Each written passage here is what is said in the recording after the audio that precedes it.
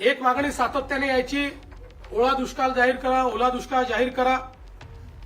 त्या संदर्भात आम्ही जी घोषणा केली होती त्यानुसार टंचाई म्हणजे ज्याला आपण बोलीभाषेत दुष्काळ म्हणतो किंवा अवर्षण असतं, त्या त्या वेळच्या ज्या काही उपाययोजना आहेत त्या सगळ्या उपाययोजना याला ओला दुष्काळ किंवा ओल्या टंचाईचा काळ समजून त्या सगळ्या उपाययोजना आपण त्या ठिकाणी करणार आहोत, ज्यामध्ये जमीन महसुलात सूट असेल, कर्जाचं पुनर्गठन असेल, शेतीशी निगडीत कर्जाच्या वसुली स्थगिती असेल, कृषी पंपाच्या चालू वीज तर बिल तर आता लागतच नाही, त्यामुळे तो विषय संपलाय.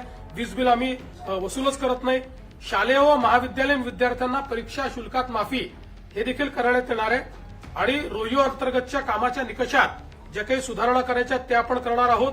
आणि विशेषतः अतिवृष्टी व पूर परिस्थितीमध्ये हे जे काही तालुके आपण जाहीर केले आहेत तिथे शेतीच्या वीज पंपाची जी काही वीज जोडणी आहे ती त्या ठिकाणी अबाधित राहील, त्याचं नुकसान झालं असेल तर त्याची भरपाई मिळेल.